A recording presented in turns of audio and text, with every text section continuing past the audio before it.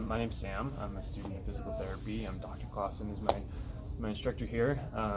So tell me what's been going on with your neck. What'd you come in for today? So I've been having a lot of pain, just kind of like all the time, just like all up and down my neck. There's really nothing that, like no motion or anything that I could find that provoked it. And then I went into the doctor's office and got an MRI, and they told me I had degenerative neck pain or neck disease or something like that. Okay. And that just kind of freaked me out. Like I just now all I can picture is just my neck just basically collapsing. So. Yeah, that's definitely like a common misconception that people have, like when they receive a diagnosis like that, is like they think that this, because they have a diagnosis like this, that's like, there's this really big deal. But I just want to let you know, so I got your doctor's report, and he said you did have mild degenerative disc disease. So the first thing I want to point out is that it was mild. So that means that he probably just noticed some mild imperfections in your spine that isn't typical of a normal spine. But just because he saw something like that doesn't mean necessarily that that's what's causing your pain.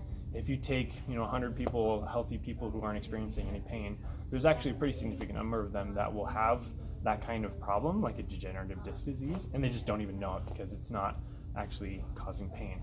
That's not to say that it's not causing your pain, but just so you know, like as we go through our examination later, we're going to try to walk down and figure out what is causing your pain, but it's not necessarily from the diagnosis that you've got. Okay. So that's just really important to know, like just because you have a diagnosis doesn't mean like there's this massive problem. Good. So what do you feel like that problem might be causing your pain? Is that what's been going through your head since you got it? Yeah, ever since the MRI, it's been going through my head, and now I feel like I just don't want anybody touching it because I'm worried that they'll just make it worse. So almost like it's just like super sensitive all the time to everything. Yeah. Okay. Well, with chronic pain, that's actually quite common.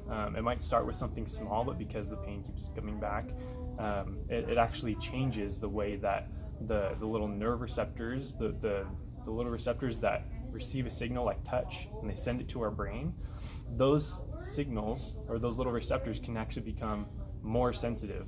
So like it takes less of a stimulus to send a painful signal.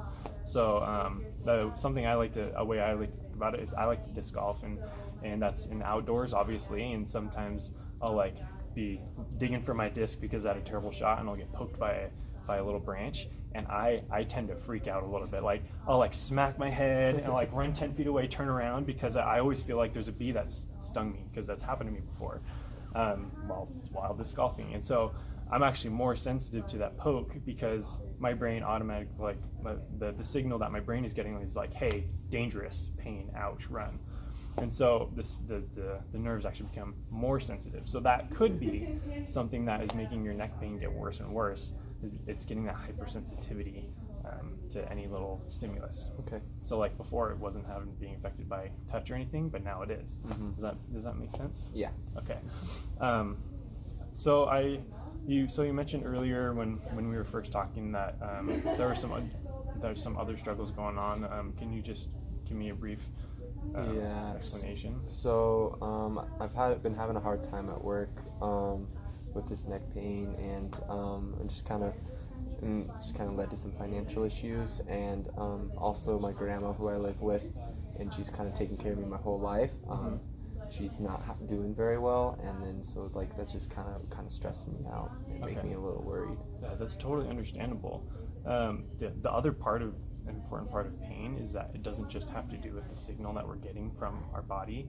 Sometimes, because our body, all our body does, and the nerves in our body just sends like a danger signal. Okay. But like in my experience, because of my past experience, my brain gets the danger signal, and it's like that's pain because it was something dangerous before.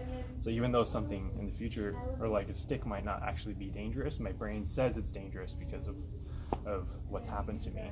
So with sometimes when there's extra stresses in our life, sometimes little inputs from our body, our brain interprets them as being more serious and more significant than they are. So it can actually increase our chronic pain over time. Okay.